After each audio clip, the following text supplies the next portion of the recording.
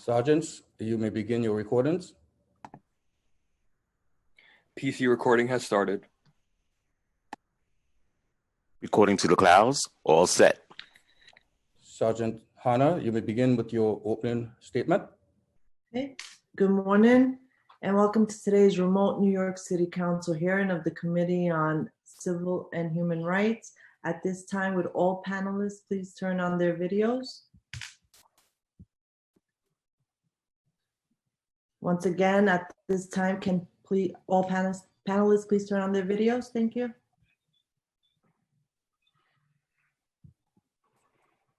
To minimize disruption, please place electronic devices on vibrate or silence. If you wish to submit testimony, you may do so at testimony@council.nyc.gov. Once again, testimony@council.nyc.gov. Thank you for your cooperation. We are ready to begin, Chair. Thank you very much. Good morning. My name is Matthew. Good morning. My name is Matthew Eugene. I'm the chair of the Civil and Human Rights Committee. Thank you for joining our virtual hearing today on the New York City Commission on Human Rights Response to COVID-19. Before we begin, I would like to, I would like to acknowledge my colleagues, but I will do so as we go on through the hearing. In December 2020, a new coronavirus was discovered in Wuhan, China. On March 2020, New York State Governor Andrew Cuomo confirmed the first case of novel coronavirus, SARS-CoV-2, also known as COVID-19 in New York City. The spread of the virus has had and continues to have numerous ramifications and affected the life of New Yorkers from all walks of life. To date, there have been 259 positive cases of coronavirus in New York City. 23,935 of these cases have tragically ended in the loss of our fellow New Yorkers. The pandemic gave rise to a spate of discrimination attack on Asians and other minority groups based on stereotypes and false narratives regarding the spread of COVID-19. Similarly, discrimination against essential workers spiked, even making it difficult to some healthcare workers to find housing for fear that they would bring the virus home with them. As early as February, week before New York City went into lockdown, CCHR has already received 248 complaints of COVID-related discrimination. In April, the New York City Police Department reported a 360% increase in the hate crime in relation to COVID-19, even though the major crime fell nearly 30% in comparison to last year. By the end of June, CCHR would receive 478 COVID-related complaints. Of these, 167 or 35% of the incident included an element of anti-Asian discrimination or harassment. In the same time, in 2019, the Commission received 22 incidents of anti-Asian discrimination. In response to the uptick in complaints, CCHR formed a COVID response team. It also ramped up outreach effort and updated its online resources and guidance on COVID-related discrimination. This hearing will focus on examining the type of pandemic-related complaints received by CCHR and how they have been handled.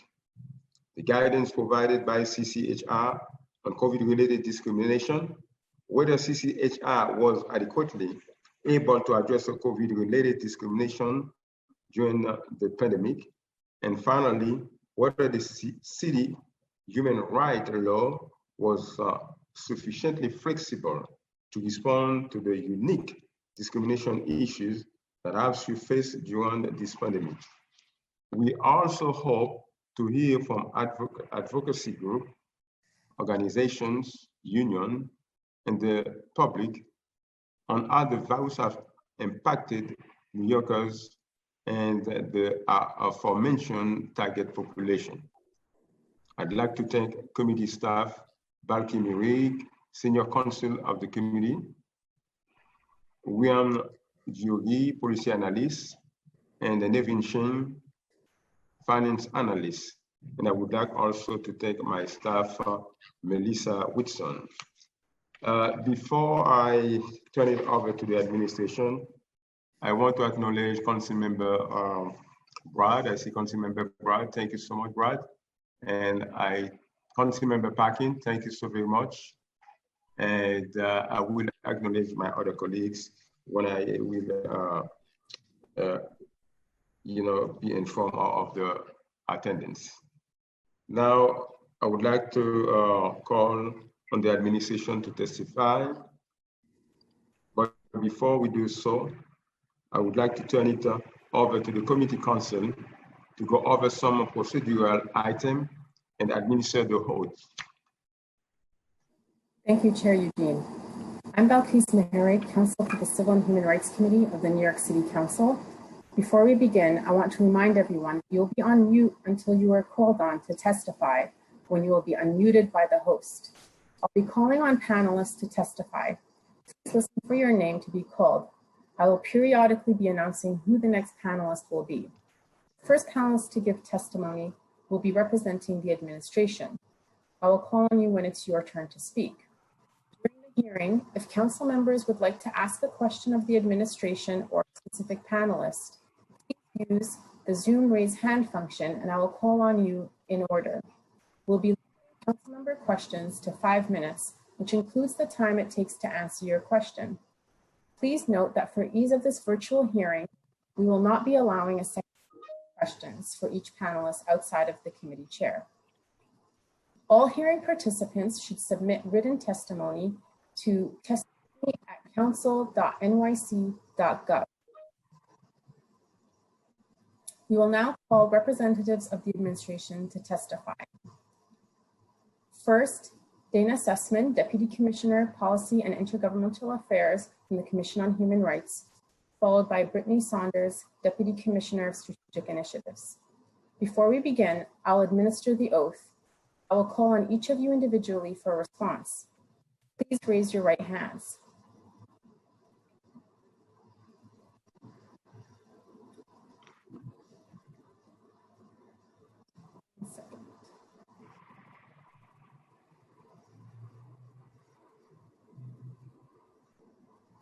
Do you affirm to tell the truth, the whole truth, and nothing but the truth before this committee, and to respond honestly to council member questions? Deputy Commissioner Sussman. Yes. Thank you. Deputy Commissioner Saunders. Yes. Thank you. Deputy Commissioner Sussman, you may begin. Thank you. Good morning, Chair Eugene and members of the Committee on Civil and Human Rights. Thank you for convening today's hearing on the Commission's COVID-19 response. I'm Dana Sussman, Deputy Commissioner for Policy and Intergovernmental Affairs at the New York City Commission on Human Rights. And I'm joined today by my colleague, Brittany Saunders, Deputy Commissioner for Strategic Initiatives. The past 10 months have brought unspeakable tragedy, trauma, and hardship. And yet, in the face of it all, New York City has shown resilience, strength, and solidarity. The Commission's work and its commitment to protecting and upholding the human rights of all New Yorkers continues unabated. In March 2020, the Commission's entire staff operations moved to remote work over the space of one weekend. The agency's information technology and operations staff moved mountains to ensure that our workflow went on nearly uninterrupted. And despite all of the challenges faced this year, the Commission achieved record-breaking numbers. In fiscal year 2020, the Commission assessed a record $7.5 million in damages and penalties for violation of the city human rights law. That figure consists of over $6.5 million in damages and nearly $970,000 in civil penalties. This represents a more than 6 times increase since 2014, the year prior to Commissioner Morales' tenure, and the 5th straight record-breaking year. One of Commissioner Morales' goals for the agency, as she has mentioned before this body before, was to ensure that cases at the Commission are valued the same as cases filed in federal and state court, and the agency has achieved that goal. Damages and penalties do not, however, paint the full picture. Assessing high-value damages and penalties are not appropriate in all cases, and the Commission takes an individualized approach to case resolutions based on the needs of the complainant, the resources and intent of the respondent, and other factors. Providing free, accessible trainings on compliance with the city human rights law to respondent staff, requiring policy changes locally and in some cases nationally, and requiring a posting of a notice of rights for both staff and customers to see are some low-cost but high-impact terms of resolutions the Commission often deploys to ensure meaningful and long-term change and compliance. With very limited exceptions, every case resolution includes a restorative element. In some cases, the entirety of the resolution is restorative. Deputy Commissioner Brittany Saunders will speak to our restorative justice work in greater detail in her testimony. While assessing a record level of damages and penalties, the Commission also closed a new high of 1,066 cases and reduced the average age of open cases by 2 months, despite all of the challenges faced during the last 4 months of the fiscal year. The Commission's Law Enforcement Bureau filed 525 new cases in fiscal year 2020 and completed 403 successful emergency interventions. The Commission settled 264 cases in fiscal year 2020, of which 43 were settled through mediation. The number of mediated cases rose from the prior year. The agency received a slightly increased number of reports of discrimination in fiscal year 2020, from 9,804 in fiscal year 2019 to 10,015 in fiscal year 2020. Consistent with past years, the protected categories of disability, gender, and race were the top 3 most reported areas of discrimination. Gender discrimination, including discrimination on the basis of gender identity and sexual harassment cases, accounted for the largest share of damages and penalties, over $3 million, a remarkable sum. We just passed the 3rd anniversary of the Me Too movement going viral, and with it, the Commission saw a dramatic increase in sexual harassment workplace claims. This over $3 million figure is reflective of many of those cases that came to the agency over the past several years. Relatedly, the Commission's online sexual harassment prevention training has been completed over 500,000 times in all 11 languages since it was launched in April 2019. Beginning in February 2020, New Yorkers began reporting discrimination related to the pandemic. Anti-Asian bias comprised nearly 40% of all COVID-19 related reports. In order to respond quickly to the influx, the Commission created a COVID-19 response team made up of multilingual staff across the agency. From February 2020 through September 2020, the COVID-19 response team fielded 566 reports of discrimination, 184 of which included an element of anti-Asian discrimination. By comparison, the Commission received just 26 reports of anti-Asian discrimination during the same time period the year prior. The Commission has worked closely with organizations that work with Asian communities across the city, including the Chinese American Planning Council, the Asian American Federation, the Chinese Consolidated Benevolent Association, and Homecrest Community Services, among others. In response to the rise in anti-Asian discrimination, the Commission organized 6 bias and hate crime reporting town halls, bringing together district attorneys' offices and multiple city agencies to do the important work of explaining the differences between hate crimes and discrimination issues and providing a non-carceral response to these concerns. These town halls were provided in English, Mandarin, Korean, Japanese, and Tagalog, including one recently in partnership with NYPD's newly formed Asian Hate Crimes Task Force. The first of these town halls was attended by over 1,200 people. Additionally, the Commission has held 18 bystander intervention trainings with community partners, including organizations like Hollaback and the Center for Anti-Violence Education. The Commission's bias response team, housed within our Community Relations Bureau, responded to 467 bias incidents in this past fiscal year, nearly double that of the prior fiscal year. In addition, the Commission is closely monitoring rising anti-Semitism as it relates to the pandemic and beyond. In February 2020, the Commission launched a public awareness campaign to combat religious-based harassment and discrimination in housing, the workplace, and in all public places, and to underscore the city's support for Jewish communities.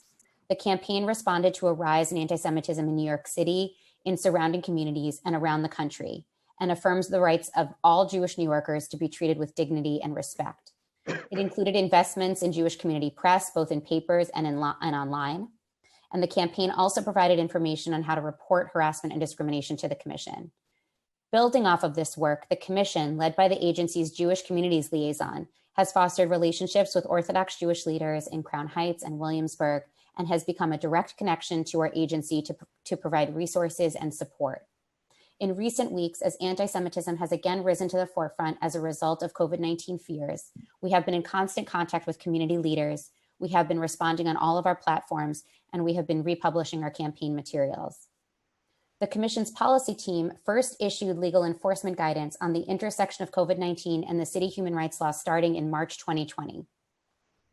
Unlike our federal counterparts at the EEOC or the Equal Employment Opportunity Commission, the Commission has taken the position, based on the broad protective language of the city human rights law, that actual or perceived COVID-19 and or a history of having COVID-19 is a disability and protected from discrimination.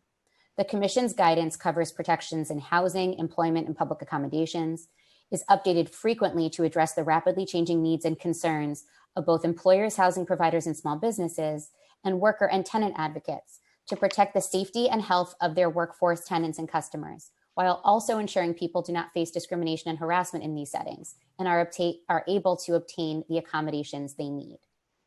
The Commission's Community Relations Bureau, or CRB, grew its community outreach numbers in fiscal year 2020, despite most outreach work going virtual in March. The CRB increased the number of New Yorkers served by 20% compared to the prior year, directly connecting with nearly 100,000 people for the first time in a decade. In addition, CRB staff have greatly expanded the Commission's youth engagement, having conducted over 300 youth conferences and launching our Youth for Equity and Solidarity Council in fiscal year 2020 with 23 youth members, who will be working with the Commission over the next year to inform our work and ensure we are effectively reaching young people with the content most critical to them. The Commission has also been working to create resources and actions for young people who do not have their usual outlets for community building and support, and yet are coping with so much right now. For example, just this week, the Commission launched our Amplifying Youth Voices online art exhibit, featuring human rights themed visual art, poetry, dance, and song from young people across the city.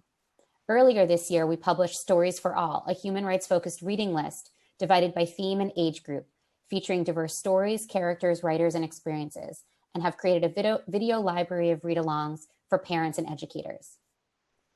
In May, the Commission launched a public awareness campaign to combat COVID-19 related discrimination and harassment. The campaign affirms protections for communities facing heightened levels of discrimination and harassment related to the pandemic. In addition, responding to renewed attention to disparities in access, treatment, and outcomes in medical settings, the campaign also addressed New Yorkers' right to be free from discrimination in healthcare settings, regardless of their race, national origin, immigration status, disability, and age. The campaign emphasized that reports to the Commission can be made on behalf of others, can be made anonymously, and can be made without fear of being asked about immigration status. The campaign included multilingual advertisements in community and ethnic media, including print and radio, social media platforms, and targeted placements in pharmacies and convenience stores throughout the city. For the first time, the Commission leveraged advertising on popular Chinese and Korean social media platforms such as WeChat. Advertising in convenience stores and pharmacies was placed in all 5 boroughs and concentrated in communities with high proportions of immigrants, communities with limited English proficiency, and communities facing high levels of poverty. These multilingual placements in Chinese, English, Korean, and Spanish focused on the right to be free from discrimination in healthcare settings. Promoted social media posts appeared in over 10 languages, which expanded upon a set of anti-stigma videos created by the Commission featuring our multilingual staff, which were already available in 12 languages.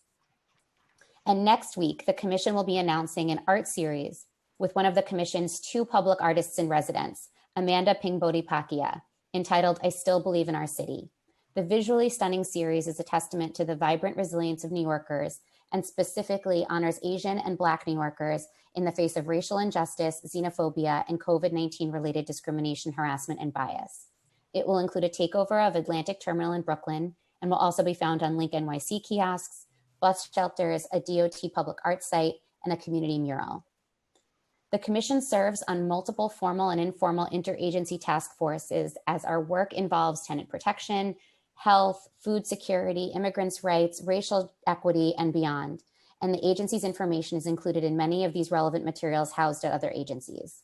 The Commission is also part of many informal and formal national coalitions of human rights agencies, and it is not unusual for other agencies to look to us as a model on how to respond to the crises facing our localities. It is with great pride that our staff and our work is recognized as national leaders in the fight for human rights and civil rights.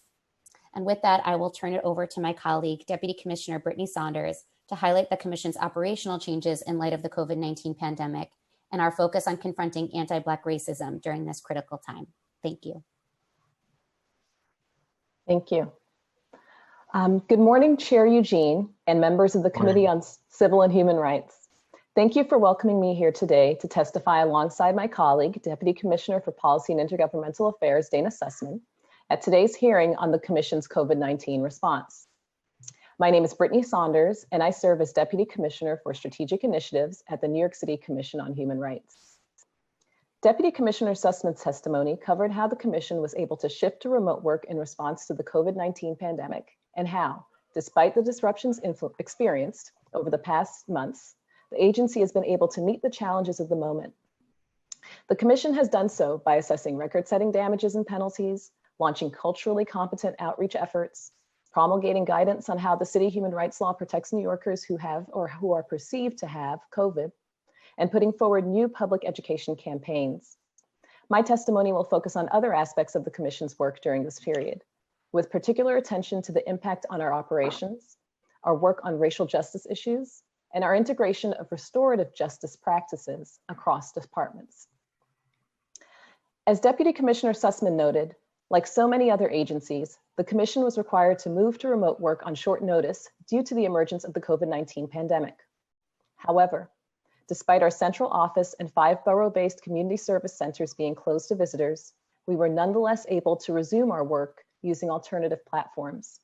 We are grateful to the Office of Emergency Management for its support with respect to continuity of operations planning, and to the Department of Information Technology and Telecommunications for their generous assistance with our hardware and software needs. Thanks to this and other support, within days of our transition, we'd adjusted to our internal practices to accommodate remote work, and we're using new web conference tools to put forward public-facing programs. Of course, as the city agency charged with enforcing and educating New Yorkers about local human rights protections and obligations, our focus during the pandemic has been squarely on the connections between COVID-19 and discrimination. Many of these connections, as Deputy Commissioner Sussman noted, relate to ways in which particular groups of New Yorkers have been targeted for harassment and intimidation because of their perceived exposure to the virus. However, other connections are rooted in long-standing historical disparities. As so many have noted, the COVID-19 pandemic has made the devastating impacts of structural racism undeniable. Discrimination and other barriers in the housing and job markets have made Black and Latinx New Yorkers particularly vulnerable to the virus's effects. Over the past 5 years, the Commission has steadily intensified its work on racial justice issues. This is evident in the accomplishments of its Law Enforcement Bureau, which investigates and resolves cases, including cases of discrimination based on race and color. In fiscal year 20, the Commission fielded some 562 inquiries related to race-based discrimination. This represents considerable growth over fiscal year 14, in which there were just 172 inquiries made. Of the complaints that were filed by members of the public last year, 11% related to race, making it the 3rd highest trending category of protection among filed claims.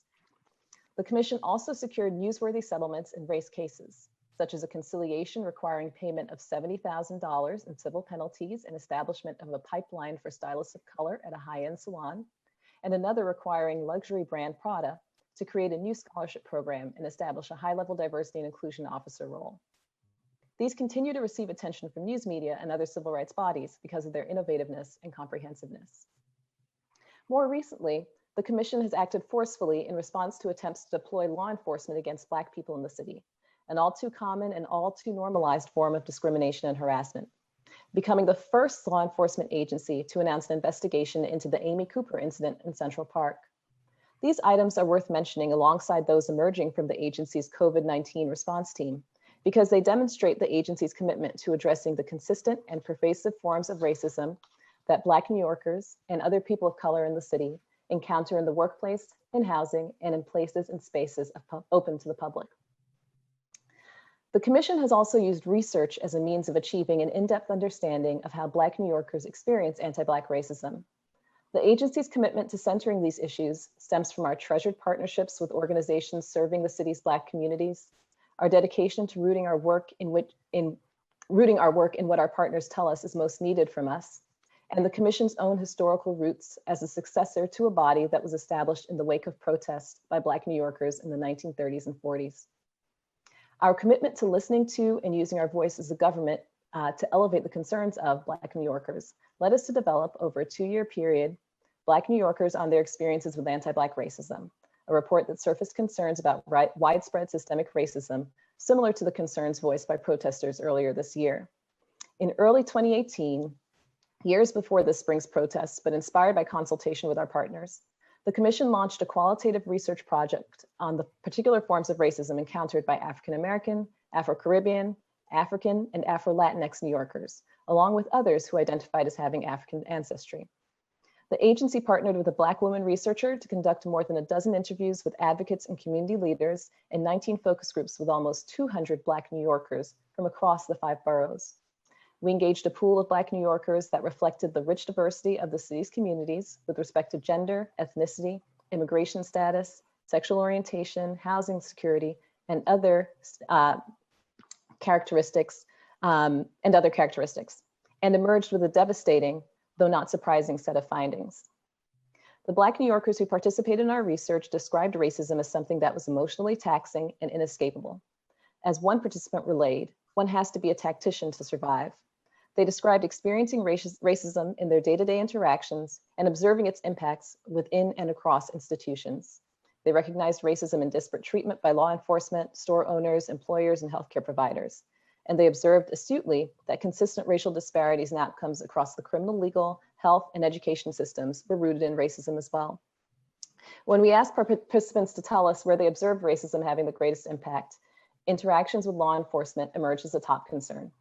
The report features painful accounts of the impact of racism in law enforcement, from the fear of injury or death that Black New Yorkers feel when stopped by the police, to the trauma of repeatedly witnessing police violence. These learnings, which mirror the demands of racism which mirror the demands raised by those who marched in the city streets this spring, will inform the Commission's work. At the conclusion of the report, the Commission, for its part, committed to a series of action steps based on the lessons gleaned from this research, which mirror demands of those who marched for racial justice reforms this spring. These action steps include developing policy interventions designed to address anti-Black racism, holding hearings on race discrimination, and expanding education and outreach efforts related to anti-Black racism. And in the coming months, we will have more to share about work in this area. We also hope that the report will be a resource for public and private institutions that have been grappling with how to respond to calls for racial justice that echoed through our streets this spring. Finally, I'd like to share a bit about the Commission's efforts to integrate restorative justice practices across our areas of work. As an agency, we define restorative justice as an approach to acts of bias and discrimination that centers the experience of the harmed person and involves all stakeholders to decide what should be done to repair harm, create accountability, and reduce the likelihood of future harm. We have consulted with experts on restorative justice in order to determine our approach. With their support, we have put restorative justice practices to work in our policy efforts, for instance, experimenting with hearing structures in order to create spaces that promote healing. We have attempted the same in our community outreach and education work, helping to match community groups with support for facilitation. And we have integrated these practices into the way we resolve cases. The Commission's source of income unit, for example, negotiated multiple set-aside agreements, or requirements rather, in conciliation agreements, wherein housing providers reserved a % of the landlord's units for tenants using housing vouchers. This novel strategy is a unique form of restorative justice and source of income discrimination cases, allowing the Commission to repair the harm an individual faced while also seeking to address the broader crisis of access to housing for voucher holders. The greatest lesson of the Commission's work during this immensely challenging period for our city, however, has been that a tremendous amount of work remains to be done. Encouragingly, there seems to be a deeper commitment than ever across city agencies to take on long-standing disparities in employment, housing, health, and other areas that have made COVID-19 such a destructive force in the city's communities of color. And we are eager to honor the agency's legacy in partnering with our colleagues across the administration, in council, and in communities across the city to address these issues. Thank you. Thank you, Deputy Commissioner Saunders. I would like to acknowledge that we've been joined by Councilmember Rosenthal. I will now turn it over to questions from Chair Eugene. Deputy Commissioners, please do not mute your microphones if possible during questions. As a reminder, if council members other than the chair would like to ask a question of the administration, please use the Zoom raise hand function and I will call on you in order. Again, we'll be limiting council member questions to 5 minutes, which includes the time it takes to answer your questions. Chair Eugene, you may begin. Thank you very much. I want to acknowledge that we have been joined by Councilmember Rosenthal. And let me, to begin, thank Deputy Commissioner Sussman and Saunders. Thank you very much. And I want to thank all the leaders and the groups and unions, members and association, advocacy group who are part of this very important hearing. Commissioner, any one of you can answer, Deputy Commissioner Sussman or Saunders. Can you provide a breakdown of all type of COVID-related complaints CCHR received this year? And how many complaints of each category or type were presented to you? Sure, I'm happy to do that. I have, and I can share this document later on, but while we noted that we had over 500 COVID-related inquiries from February until the end of September, it actually represents 901 related claims. So many times people will call and they will say, you know, that it relates to disability and national origin or disability and something else, age, for example. So we would count each of those individually. So that means that the total actually surpasses the 500 plus number that I mentioned in my testimony. I'm not sure if you would want me to go through every single category because we have many in the city human rights law, but I can go through the top ones, which include disability at 118, race 126, caregiver status 14, citizenship status 10, age 11, lawful occupation 10, gender 13, national origin 17, pregnancy 12. So that's just a sampling of the different types of complaints that we've received, or inquiries, I should say, that we've received related to COVID-19. Thank you so much. When we are talking about COVID-related complaints, how do you identify, this complaint or that complaint is related to COVID? What is your definition of a COVID-related complaint? So typically, how do you determine that, which complaints are COVID-related or not? So it is my understanding, and we can follow up with our law enforcement bureau to get more clarity if you'd like it. But it's my understanding that the vast majority of these inquiries explicitly name COVID-19 as the cause, whether it's I had it, I have it currently, someone in my family has it, I have pre-existing conditions that make me vulnerable to it or vulnerable to a more severe experience with COVID-19.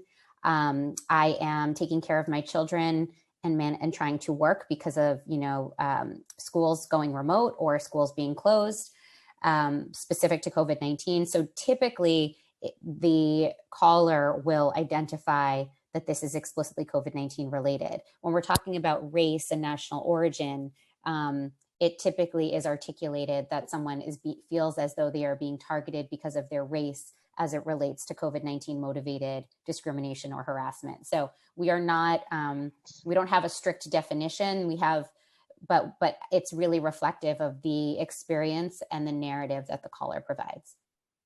Could you elaborate a little bit more about the difference that you can make between a regular complaint of discrimination that could happen anytime during COVID or during the normal time? How do you make the difference between COVID-related complaint of discrimination or normal complaint or discrimination that could happen anytime? Sure. So as I mentioned, the caller will typically self-identify and describe their own experience. And so the COVID-19 related inquiries are quite unique to the current moment. They explicitly speak to their experience related to either the quarantine or lockdown or changes to how to access services due to COVID-19, changes to their workplace due to COVID-19, specific accommodations they may need related to COVID-19 or other underlying conditions.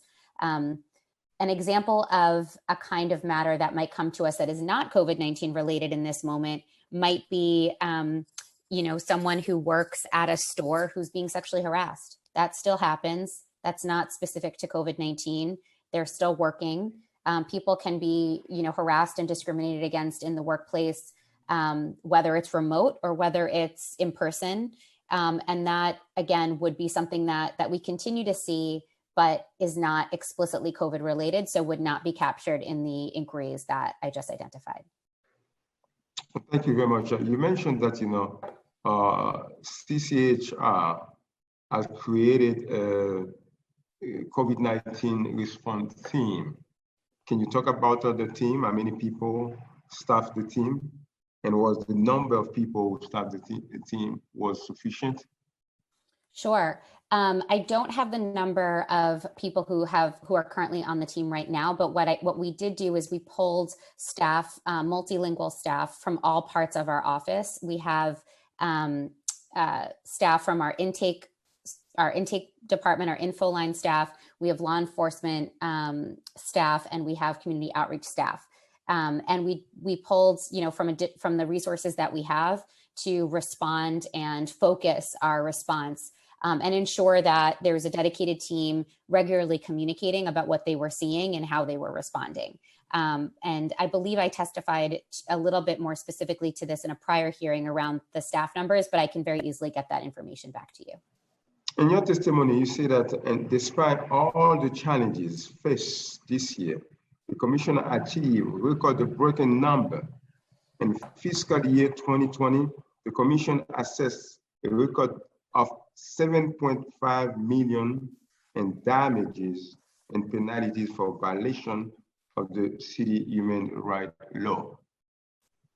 But what you have been doing, what the Commission have been doing, to prevent the increase of violation of the civil rights, human rights, what the Commission has been doing in terms of prevention, education, training for the general public. I'm not talking about the staff. The people who are going through COVID, because COVID-19 or this crisis, affected, as everybody. People have stress, they will have a PTSD. This is a very critical situation for any human being.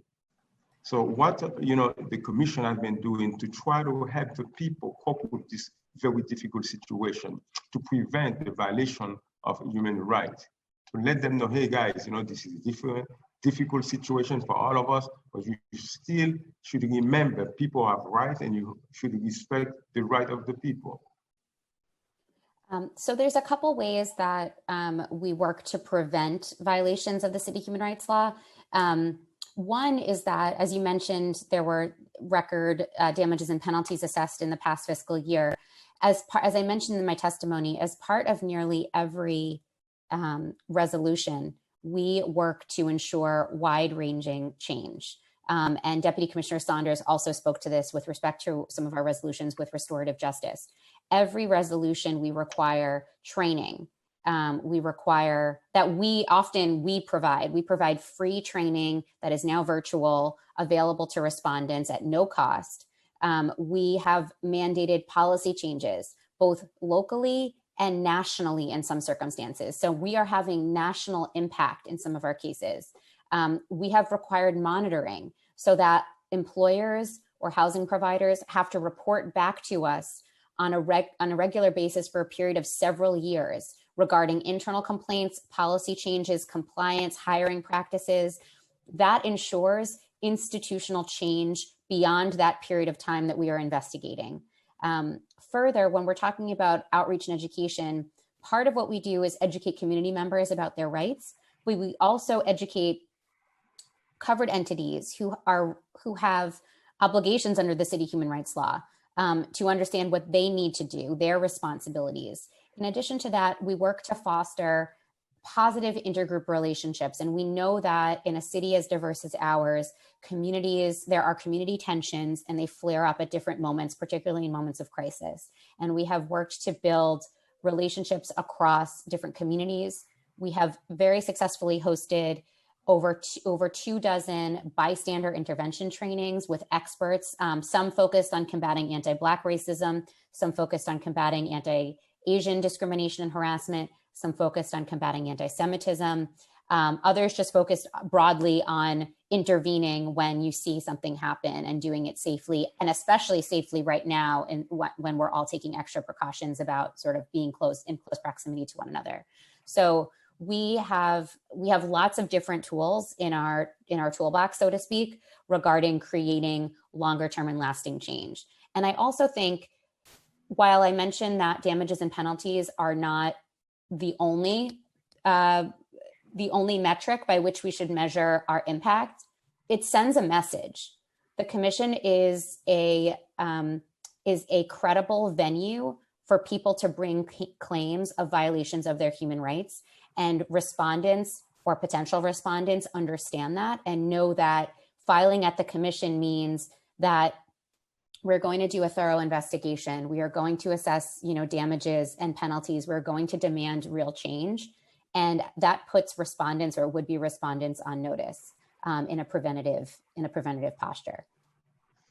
Thank you very much.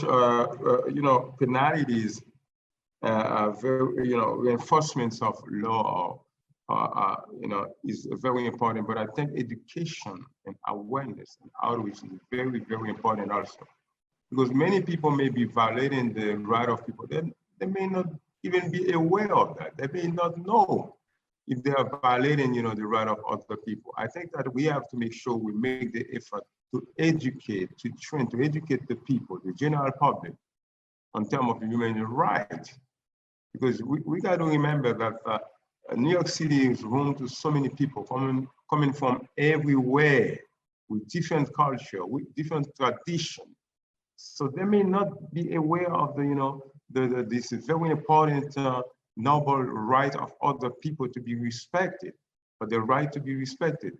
We have to make the effort to make sure that they understand that they may be violating the right of other people if they do this and do that. I don't say that you don't do it. This is not what I'm saying. But I say this is a very important part of all the effort that you are doing to protect the right of the people. And my last question before I turn it to my colleagues.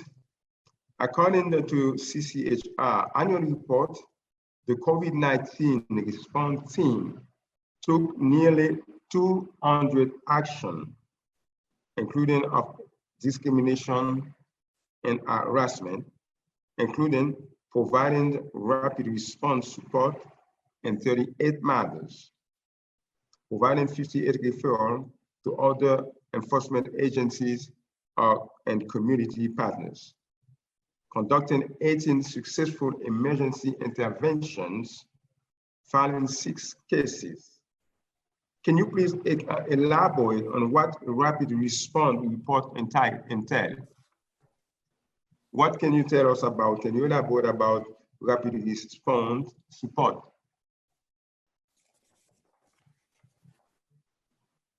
Sure, and thank you for that question. Apologies, I had muted myself earlier. So I want to make sure that I'm speaking accurately about how we classify our different responses on the COVID-19 response unit. Early interventions are more oftentimes, or emergency interventions require some level of advocacy on our part, whether that means informing the housing provider or the employer or the provider of public accommodation what their obligations are, providing them with the guidance that we've issued, giving them information so that they can comply with the law, changing a policy at a building, changing a policy at a store, for example. The rapid response may be a referral to another agency, or even if it may be that another agency is more typically suited or better suited to address the situation. We do have a lot of our InfoLine staff have a ton of information at their disposal to ensure that to give people so that they aren't kind of navigating different city agencies. So they may, even if it's not a violation of the city human rights law, they may be able to provide information about an issue, whether it's a housing court issue or a concern around an eviction, immigration status concern. They may be able to provide that information immediately. So that would not count as an early intervention or an emergency intervention because it is not, out within our jurisdiction necessarily, but we are still providing that response. We also can we can direct an entity in a sort of early intervention to immediately cease the discriminatory act. And if they don't, we can go ahead and file a case against that entity if they don't comply, which is always a tool at our disposal. And that's why some of those cases move from potentially early intervention into a complaint filing posture.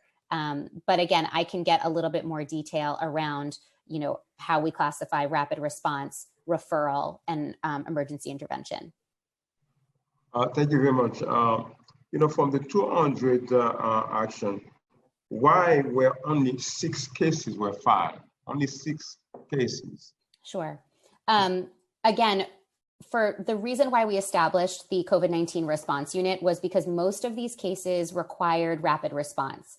And as I've noted at past hearings, the commission has moved, has created this early intervention or pre-complaint intervention process because we recognize that in a lot of situations, especially for specific situations, including requiring disability accommodations, requiring pregnancy accommodations, or issues around, source of income discrimination in housing, that to file a complaint, to wait for an answer, to undertake an investigation would not adequately respond to the individual's immediate needs. And so we've shifted a lot of our resources broadly to pre-complaint interventions, which can be resolved within a matter of a few weeks or even faster. The COVID-19 response unit was created with that model in mind, that when we're talking about people's health, we're talking about people's ability to stay in housing, when we're talking about people's ability to access the grocery store or deliveries to their apartment related to COVID-19, that we need to respond quickly. So a small proportion of those cases we are not able to resolve, and they may move to a complaint. In addition, a lot of individuals may not want a complaint. They may not want to go through with a full litigation. And so we're looking at, again, trying to meet their needs and respond as quickly as we can this sort of moment of crisis. And most of those cases are not, don't require or a complaint to be filed, or it's not what the complainant is, or the individual, I should say, is looking for. Thank you very much. I want to acknowledge that we have been joined by Councilmember Drum. Thank you, Councilmember. Now, I would like to turn it over to the administration in case my colleagues have questions. Thank you, Chair Eugene. I will now call on council members in the order that we use the Zoom raise hand function. If you'd like to ask a question now, please use the Zoom raise hand function. We'll be limiting council member questions to 5 minutes. Once I call on your name, the sergeant will announce that you can begin, and you may begin asking your question. We have a question from Council Member Lander. Time starts now. Thank you very much, Chair Eugene, Deputy Commissioners Saunders and Sussman. It's good to see you here as always, even if not as nice as seeing you in person. And I feel like I'm going to ask the question I always ask, which is like first to acknowledge and appreciate all the work the agency is doing, the way it's trying hard with limited resources to grow and expand. I feel like both of your testimonies today were very helpful, and your questions in response to the chair, and then ask about budget and resources. Back in 2015, the administration and the council worked together to substantially add resources to the commission, which had been, disastrously depleted over recent years. And watching the mayor who depleted those resources in his current affairs reminds us of how important it is to fight for this commission and how good the work was that you and Commissioner Morales did to rebuild it. But I also know that, while you rightly spoke about the fact that last year the wait times, the processing times came down a little, they're still higher than we want them to be. They were at 300 and I wrote this down somewhere, 340 days back in FY16, and they're up to 515 days. Some of that is because there's so many more cases coming in, so that's totally understandable. But, we don't want people waiting, the better part of 2 years for their cases to be processed. The agency, as I recall in the budget, took a 2% cut, which was less than some other agencies. So less cuts, but certainly more than others. And I know that was largely an elimination of lines that had been vacant, but that we had hoped to fill. So I just wonder if you could talk a little about, given all the work that you're doing, all the clarity about how urgent this work is, the value of all the increased work, what we need to do to make sure that we're processing those cases in a successful period in time. And it's valuable to hear from you about the things you've done amidst limited resources to reduce case processing times, because there's no choice but to do that in a time like this. But I think it's also helpful for us to understand what the lack of resources means, and just be clear that, if we can provide more resources, then we can bring case processing times down. And if we can't provide more resources, you're going to do what you can, but we're going to leave people waiting for justice longer than we want to. And, if we believe justice delayed is justice denied, then we have to look at that squarely and thoughtfully and honestly as we're approaching the budget. And, part of the reason why I wanted to see resources moved out of the NYPD and to other agencies is exactly for this purpose. Like, this is, the things that the commission is investigating are the kinds of bringing of justice that all of us want more of and not less of. So can you just give us a sense of where things stand on your budget, what you're doing internally to address it, but also some honest conversation about what, the lack of resources means? Sure, I can start. It is in fact the case that we, in the last cycle, lost some of our vacancies. And, as you said, we are very much accustomed to doing as much as we can with the resources that we have. And so I think as much as I think it would have been nice to be able to kind of continue building and fill those vacancies, we have, I think, done a pretty good job of making the best of what we have. And even in some cases, really trying to find, outside resources like fellowships or other things to help us support some of the work that we're doing. And Dana, I don't know if there's anything that you'd like to add to that. Sure. I will also mention that I think, just to be transparent, it has been incredibly challenging. I mean, we're facing a need that continues to grow. We are, I think, like, to the credit of our communications team and our leadership, more people know about the commission. Our law continues to expand. Our law is looked to as a model to other jurisdictions.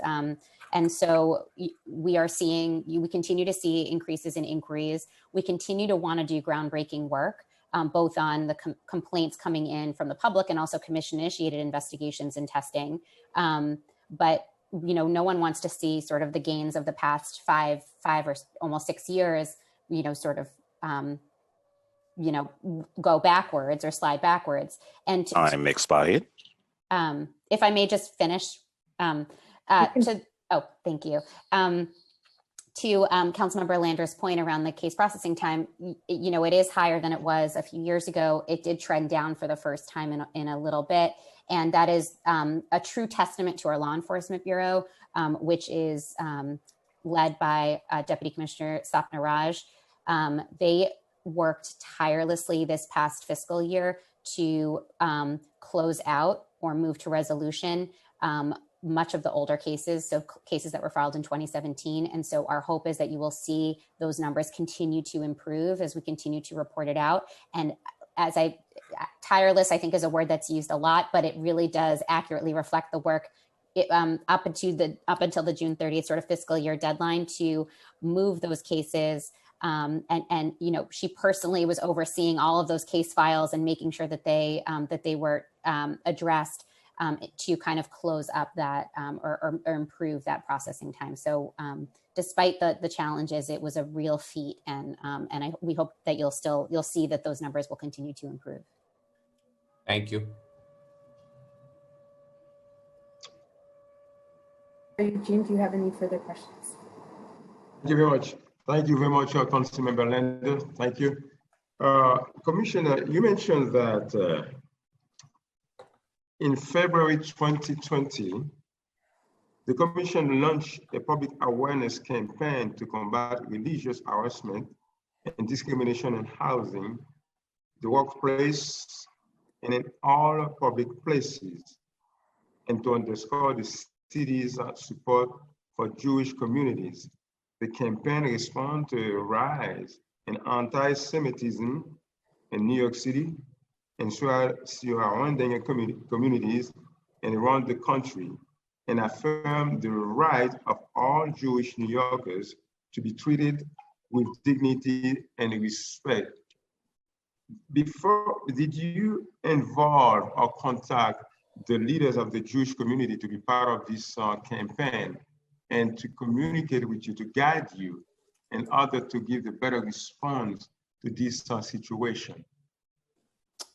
We did.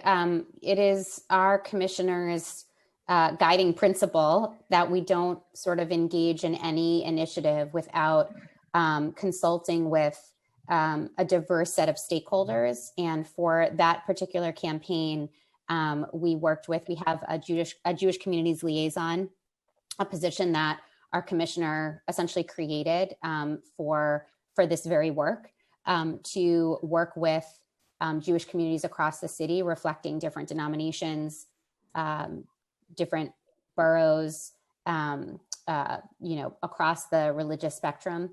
And the campaign itself, some of the images reflect that diversity.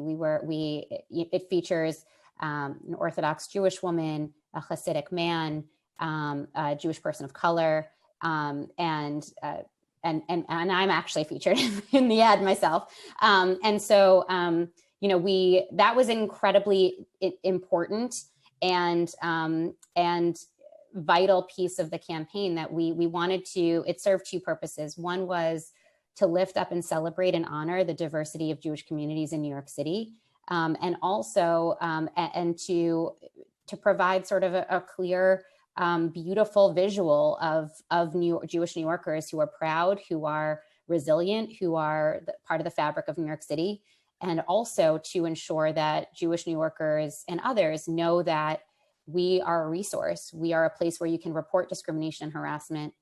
Of course, we are not the NYPD.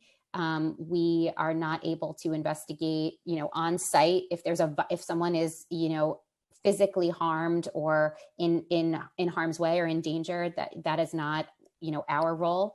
But we want people to know that if they experience anti-Semitic hate, discrimination, that they know that they can contact us, and that we are there for them, and that we fully support and stand behind the Jewish community in New York City and in surrounding communities.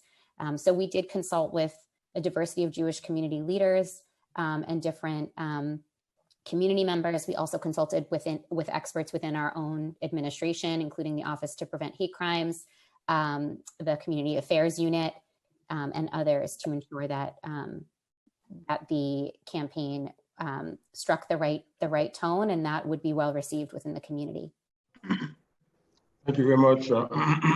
We all know that in New York City, many other communities also, Asian community, Black community, Spanish community, people from several ethnicities or groups, they have been affected also by discrimination because of COVID.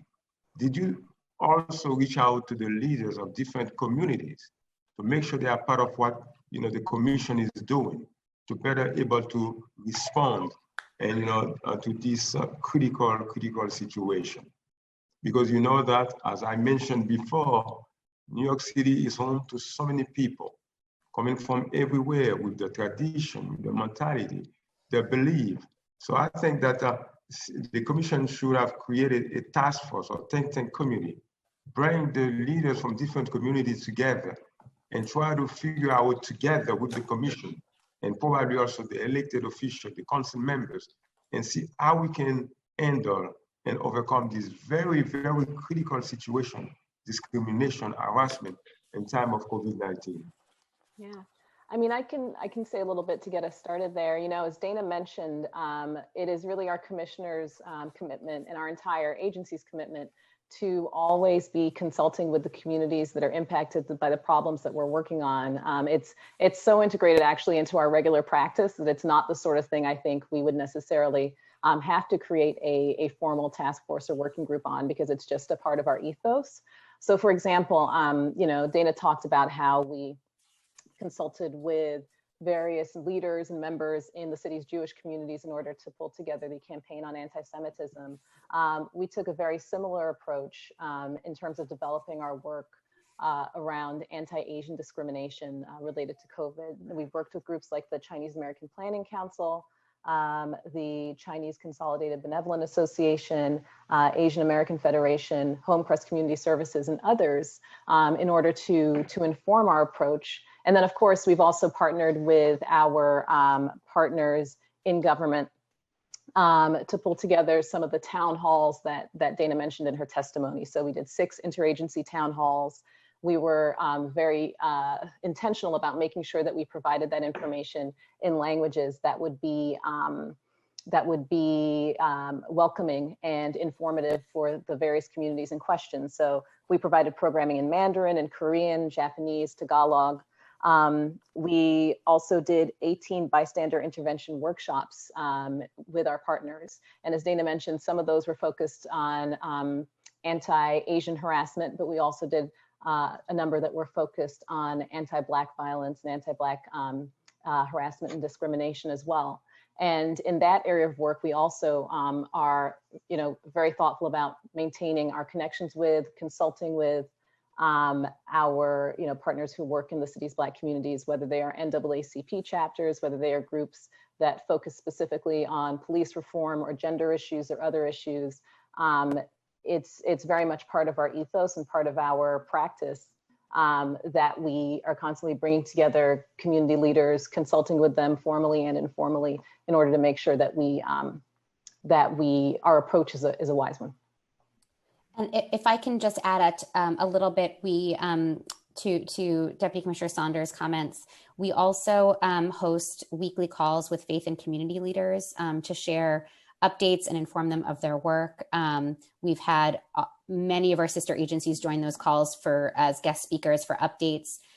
We host video meetings weekly, or reoccurring, I should say. It might not be weekly in the current moment, but it was, with API community leaders, serving as a feedback loop to the city, again, featuring many times our sister agencies as guest speakers. And we have been part of the larger emergency response task force coordinated by OEM, so that we are, based on all of the work that we are doing and the sort of on the ground relationships that we have, we're communicating that up to the leadership of other city agencies as part of the COVID-19 response. So we have these sort of more formal weekly check-ins with different leaders. We also, as as Deputy Commissioner Saunders mentions, it's part of our workflow. We are always in communication with community leaders, hearing what they need, fielding criticism, responding in kind. So. Thank you very much. We all know that when there are different group of people meeting together, having a dialogue, discussing about any topic, there is vibrancy. We enrich each other, especially when they come from different ethnicity. This is a wonderful thing, a positive, a constructive, environment. From the experience that you have had meeting with the leaders from different communities, different ethnicity, could you share with us the lesson learned? What you have learned? What was the experience? What you believe that should be changed in order to address the issues of discrimination, harassment, facing for different groups? Is there anything that you have been doing, you will do differently because of the enrichment, because of the lesson learned from the interaction, communicating with other different groups? I mean, I can start. I'll say that, from, a lot of the consultation that I've been involved in or heard about, I get the sense, and again, some of this is through, meetings or roundtables that we'll pull together, but it's also worth mentioning that our Community Relations Bureau also has lead advisors and liaisons who work with specific communities across the city, whether those are religious or ethnic communities, or whether we're talking about the LGBTQ community. It's really a kind of another institutionalized way for us to keep those lines of communication open. What I'll say, thinking about, all the various types of feedback that we get, from my perspective, I think a lot of people are deeply appreciative of the work that the commission does. They really, are, acknowledge the fact that we are more visible than we have been in recent decades, and that we are committed to the relationships that we have with them. I think that there's always, particularly under the most recent circumstances, like a desire to see us be able to do, more. So more outreach and education, more, policy work. So I think it's a mix of both. It is a appreciation for the work we do, but also a desire to see the agency be able to take on even more. But Dana, I don't know if there's more you'd want to add.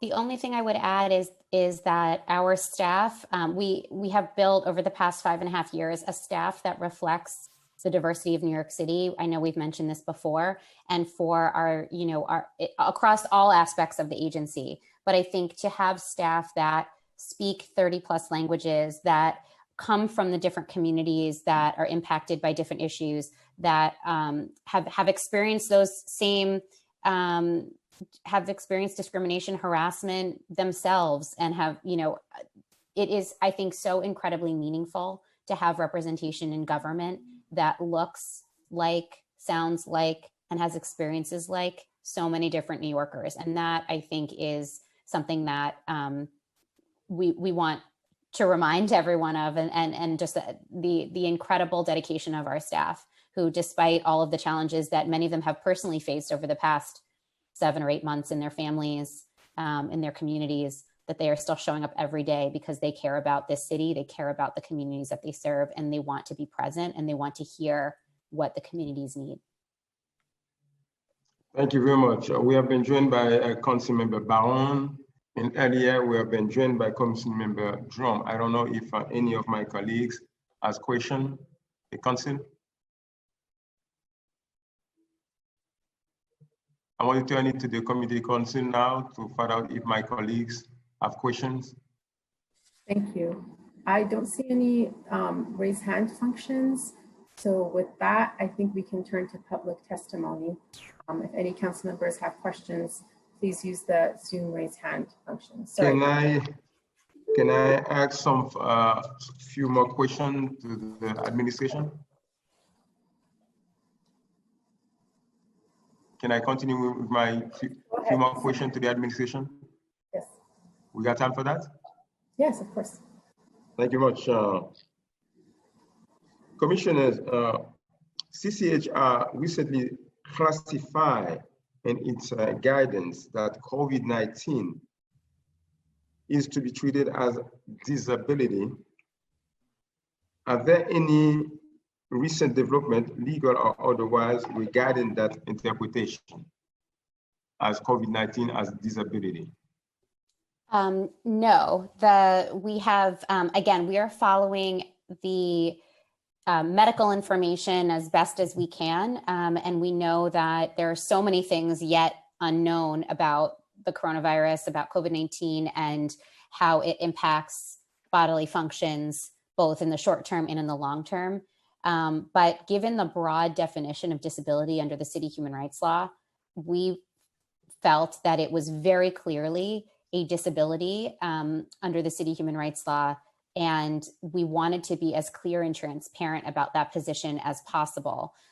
We've had a series of conversations with lawyers who represent employers, lawyers who represent workers, and we have heard sort of universal feedback that that position makes sense. And also, it is obviously well within the definition of disability under the city human rights law.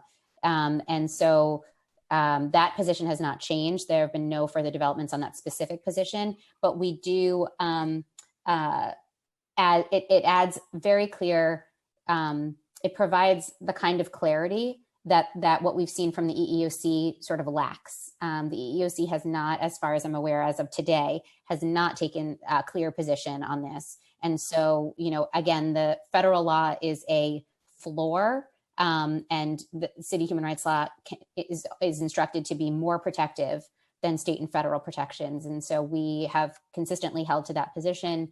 Other aspects of the guidance on COVID-19 and human rights have evolved, we have expanded upon them as the situations change with respect to reopening, other concerns being raised by employers around how to navigate different issues, but that position remains unchanged. According to the mayor or management report, the number of complaints received by CCHR has increased in fiscal year 2020, but the number of complaints filed has dropped significantly by 34%. Can you explain us why the drop?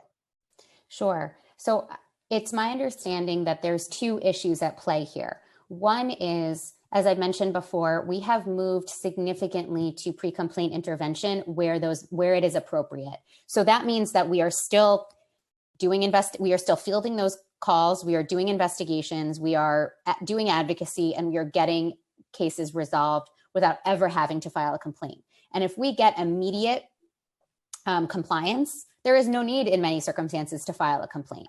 And we think that that is a really effective use of our resources. So you'll see that over 400 of our matters were resolved through pre-complaint intervention, which is just slightly lower than the year prior, but represents nearly half of the kinds of inquiries that we receive can be resolved through pre-complaint intervention. The other issue, though, that I will acknowledge is that we saw a real dip in cases filed in March, April, and May. So the last few months of the fiscal year. And that, I think, is a few factors. One is everyone was sort of scrambling to figure out what life was going to look like. And people's priorities likely shifted away from an administrative process with us for the moment and moved to taking care of their families, figuring out what their employment situation was going to look like, caring for their own health and their own safety. So we did see a significant drop in complaints filed in the early months of the pandemic. I can report, though, that over the past few months, I think starting in June, those numbers have again ticked up. So June, July, August, and September numbers are looking like for cases filed in those months, complaints filed in those months are looking similar to the numbers of cases filed pre-pandemic. So we are ticking back up and kind of equalizing after that extreme dip in March, April, and May.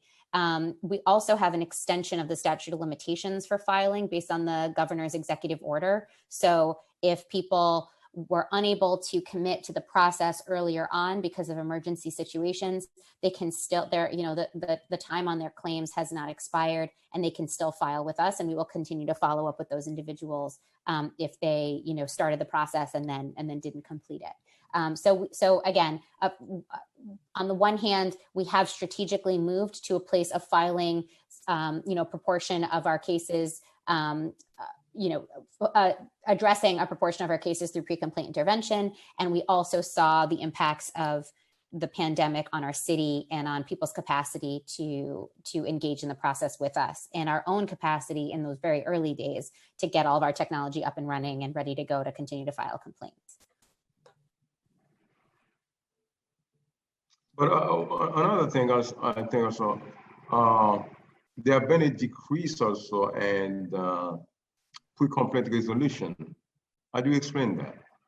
So there is a slight decrease in pre-complaint resolutions. Again, there were one large proportion of our pre-complaint interventions includes disability accommodations in housing, and some of that requires on-site inspection of housing accommodations. And that was not something that we were able to do on site in people's homes during those early months of the pandemic. So some of those resolutions were delayed or continue to be ongoing. But if you look at our pre-complaint interventions, I think last year was a record high, a significant, hundreds more than any prior year, if I remember correctly.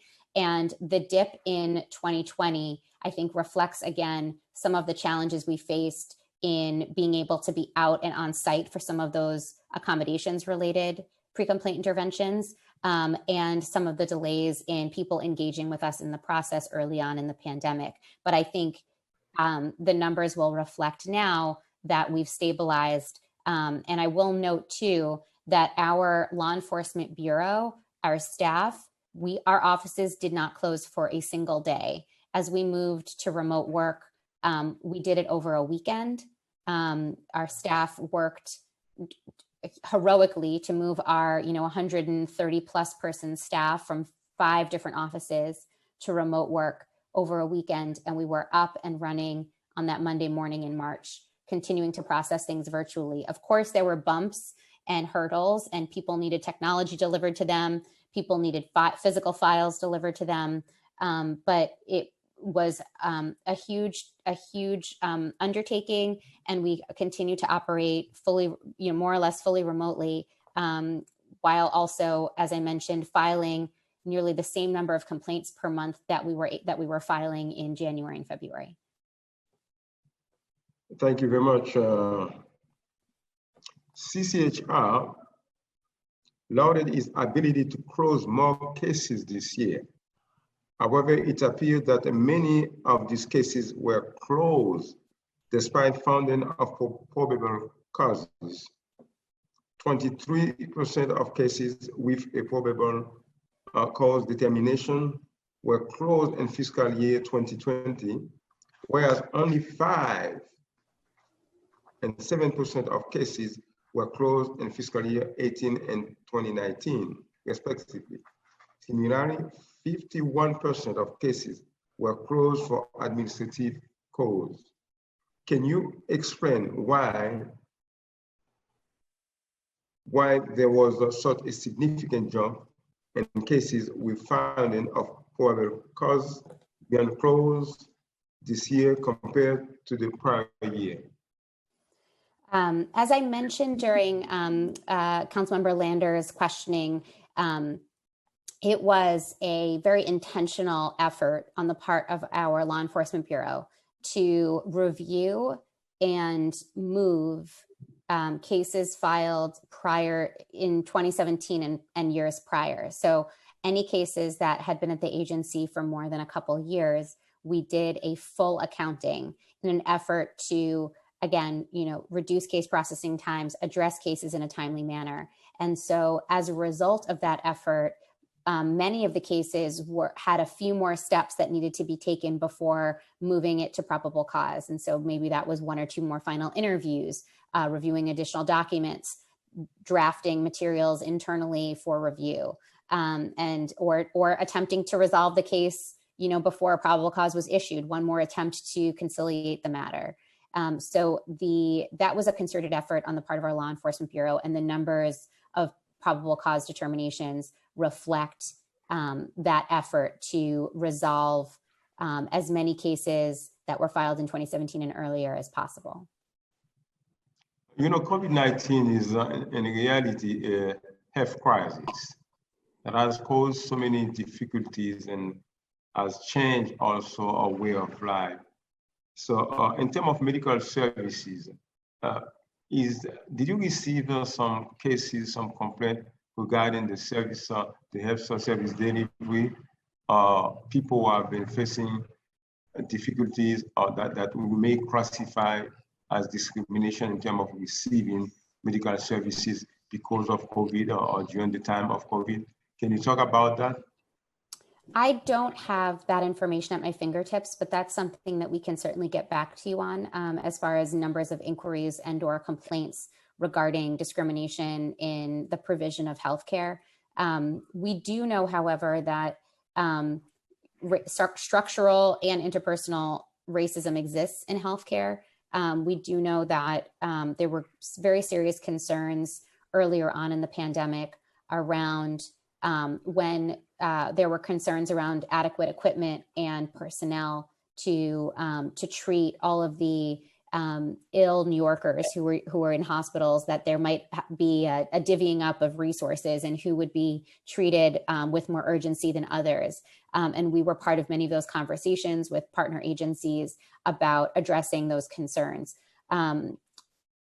So it is an area that we are very much looking at. We are in touch with lots of agency partners around this issue and are committed to. And so that was part of our outreach campaign, included a component of if you've experienced racism or discrimination of any kind in a healthcare setting, we want to know about it.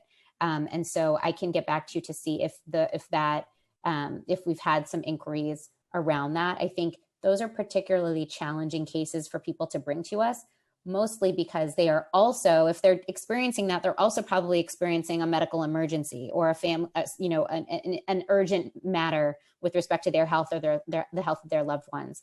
So navigating, another bureaucracy like ours, which we fully admit we are an administrative agency, is often not a high priority. And so that's one of the reasons why we're looking at this as a more systemic problem. Part of that work involves what Deputy Commissioner Saunders spoke to around our report on Black New Yorkers' experience with racism. And part of it involves, soliciting more input from the public to determine what our next policy positions and other enforcement positions may be. If you'd like, Brittany, if you'd like to add anything, please. Yes, thank you very much. I'm sorry, Commissioner. Oh, no, I was just going to say, I think that was great. I don't have anything to add. Very good. So we all know that, our patients have rights, workers have rights also.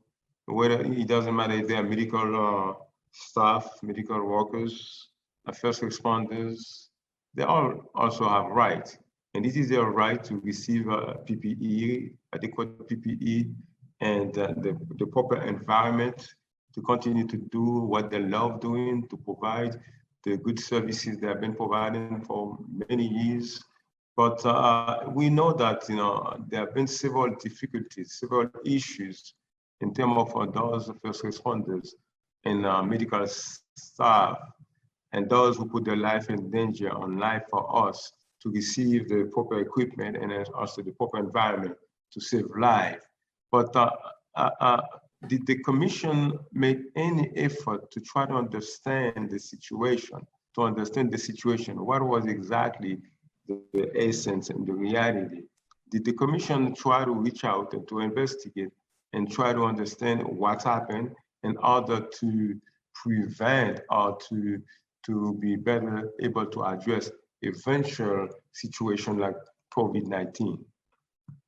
I'm not entirely sure if I understand your question.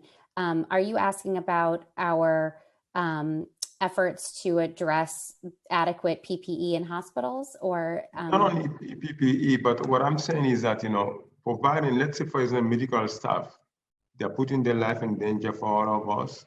They have to be provided, PPE and a proper environment, That was a very stressful situation for all of the first responders, all of the medical professionals.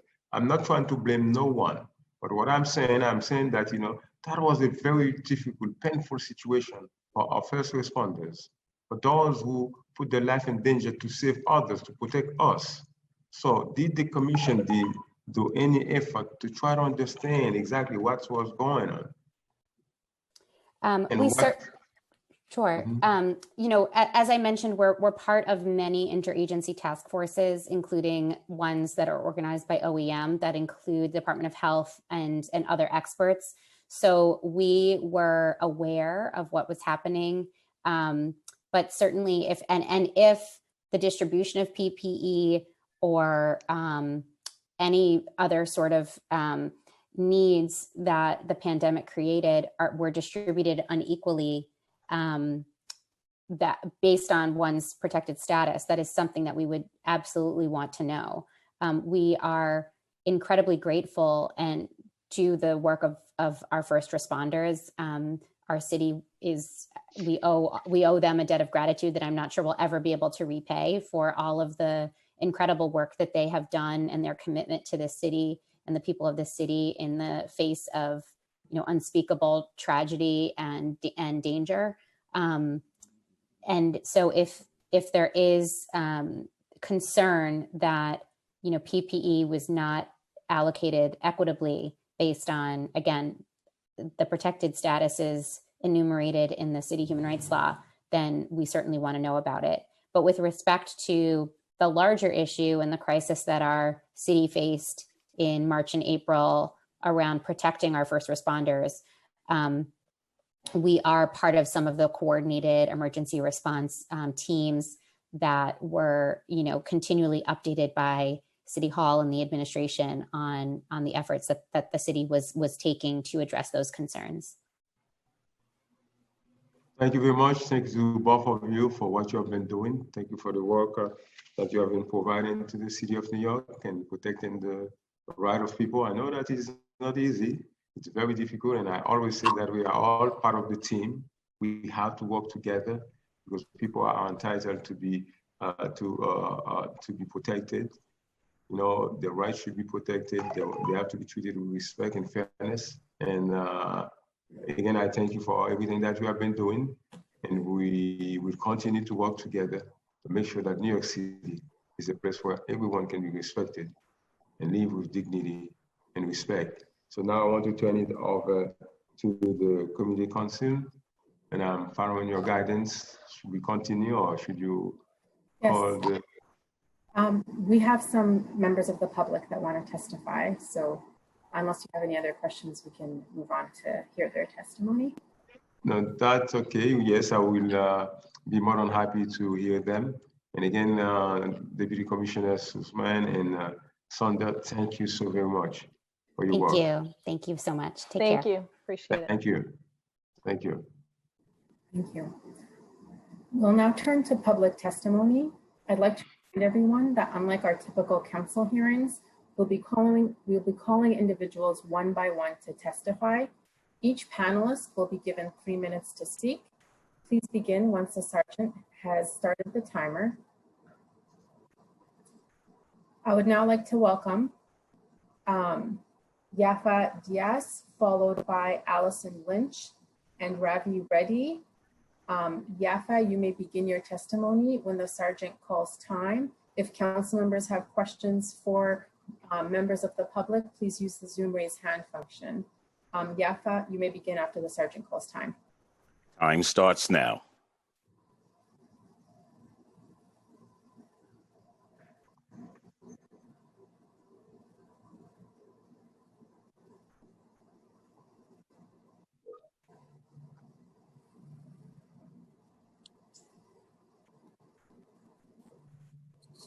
Yafa?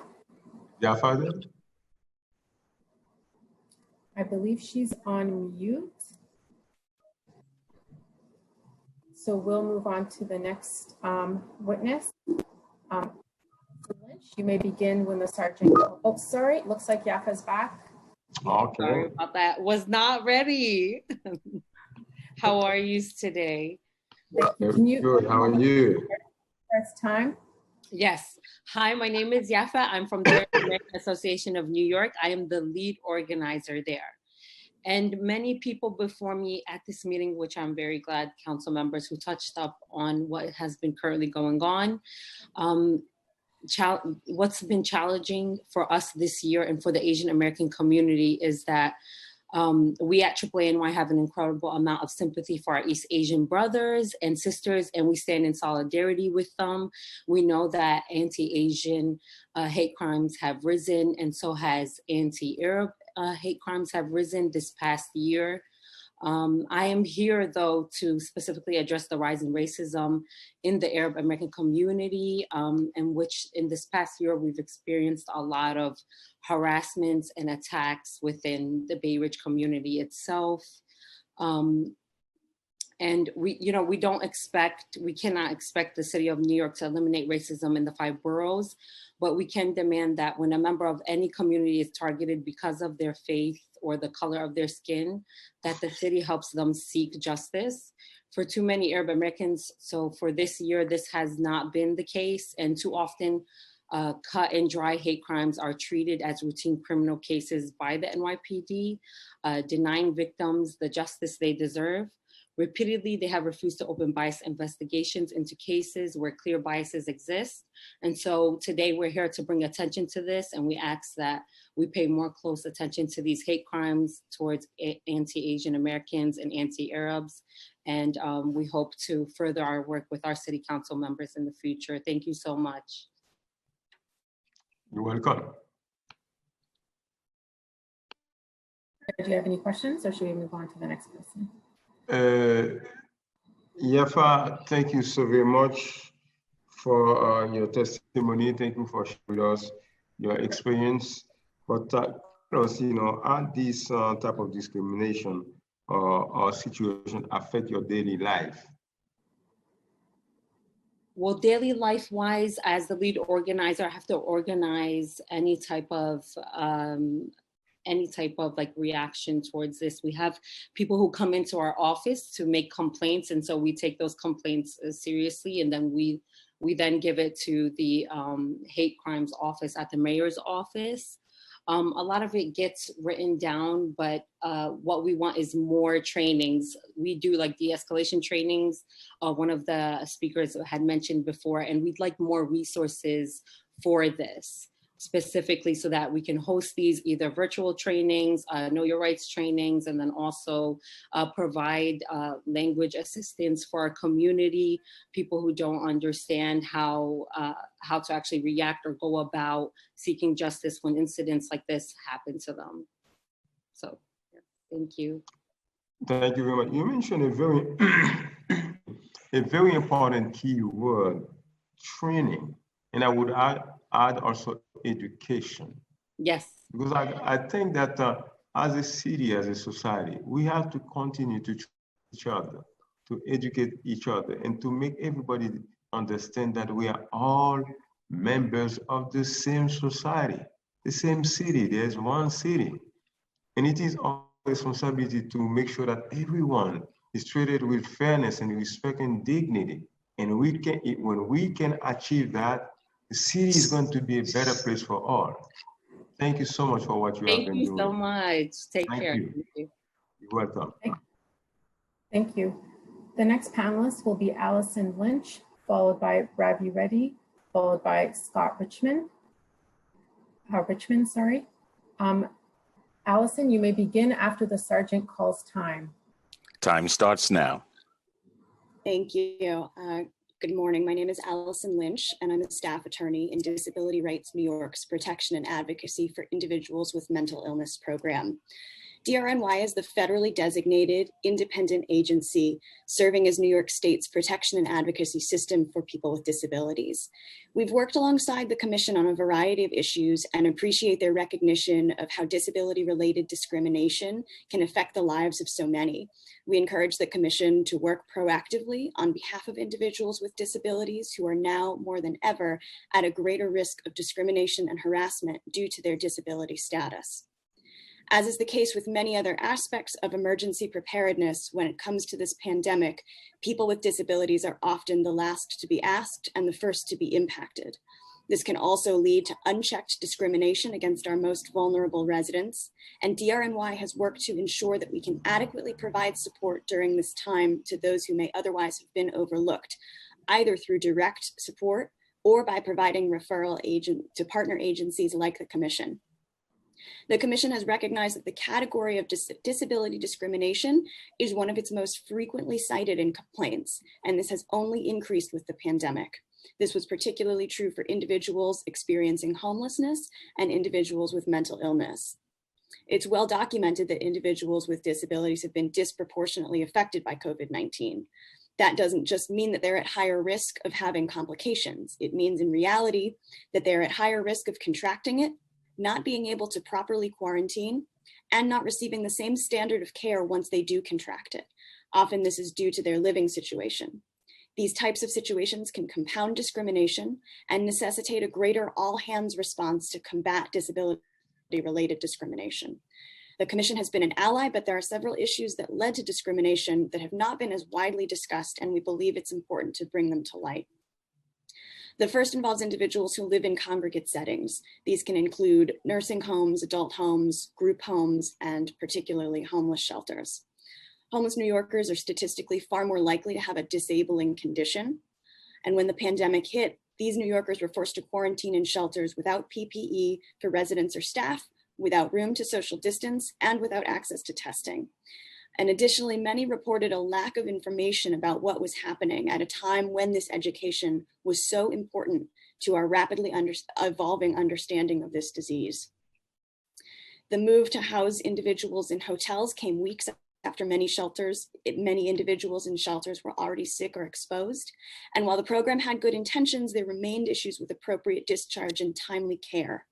The confusion and ongoing conflict surrounding these hotel placements and shelters in general led to an increase in calls to DRNY about discrimination. And many callers felt they were not Unexpired.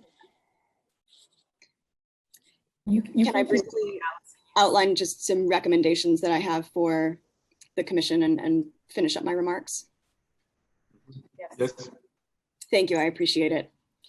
DRNY recommends, as many others have today, that preparation for multiple waves of the pandemic is paramount.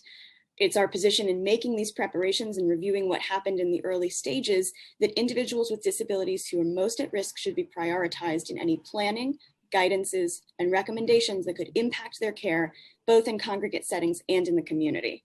Preparation should include outreach, education, and proactive engagement with members of disenfranchised groups, as well as those in close contact, either to ensure that they understand potential rights violations and also to ensure that friends, family, and advocates have a clear understanding of how to engage with the Commission on behalf of or alongside of individuals with disabilities who may be unaware of the protections that they have the rights to. We believe that it is incredibly important for everyone to be not just aware, but for there to be an increased outreach effort to these more marginalized populations, as was shown with these increased calls that we received to our intake lines during the initial response to COVID. Thank you for your time today. Thank you very much, Ms. Lynch, for your testimony. I want to commend you and thank you also for raising your voice, for standing for a very important group of our community, of our society, the people with disability. When there is any type of issues, they are affected, they're suffering from any issues, any problem of our society.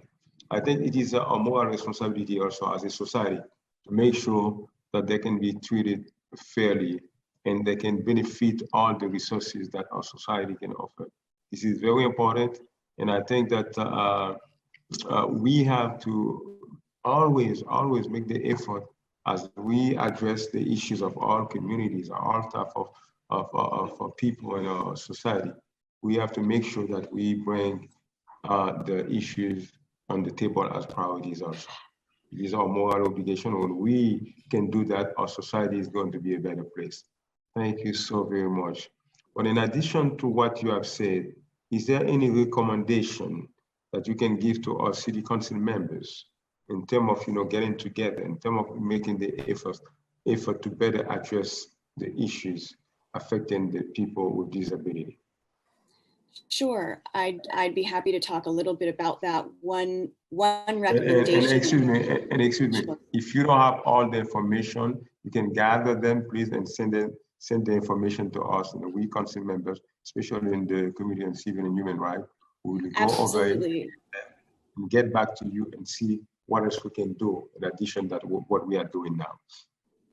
I would greatly appreciate the opportunity to submit not just written testimony, but be able to sit down and address some of these issues one-on-one with anyone who's interested. So please, please feel free to contact me offline and we can go through all of this. Very briefly, I will say that the recommendations that we do have, in addition to a robust and proactive outreach strategy, is looking at many of the systems that are interconnected that impact people with disabilities. So for example, many individuals with mental illness who were prematurely discharged from hospitals when they needed to reallocate or repurpose bed space were then kind of left in the lurch in terms of community psychiatric care because those facilities were closed due to the pandemic. So a lot of those individuals then ended up feeding into the shelter system that was already overrun with individuals who were having difficulty quarantining, receiving routine medical care to begin with.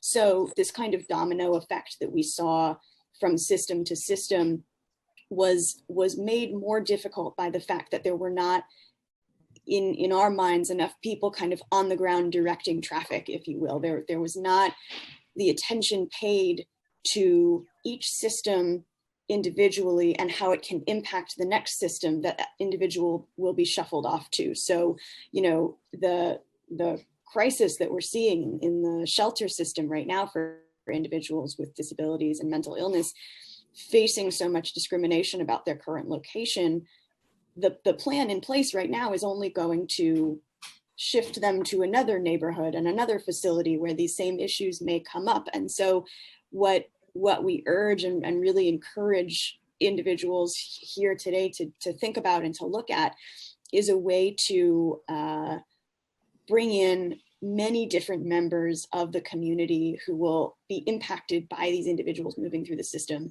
and look at a more cohesive strategy of ensuring that they have the support from, you know, point A to point B, even despite continued closures and continued challenges in light of the COVID pandemic. Thank you very much, Ms. Lynch. Thank you so very much, and stay safe. Thank you. Thank you for your time today. You as well. Thank you. Thank you. Next, we'd like to call on Ravi Reddy, followed by Scott Richmond, followed by Hallie Lee. We'll begin with Ravi, and you may begin your testimony after the start time. Time starts now. So I want to thank the committee chair for holding this hearing and giving me the opportunity to speak. I'm Ravi Reddy. I'm the Associate Director for Advocacy and Policy at the Asian American Federation. AAF represents a collective voice of more than 70 member nonprofits serving 1.3 million Asian New Yorkers. But here's what our community is dealing with: a 35% increase in deaths compared to the 5-year average. Our small businesses are dealing with being hit earlier and harder because of the early waves of pre-pandemic anti-Asian xenophobia, and our elders continue to avoid going out despite needing food or getting medication for fear of getting attacked. Cases like that of an 89-year-old Asian elder who was literally set on fire in Brooklyn in late July are emboldening racists and stoking fear across our community.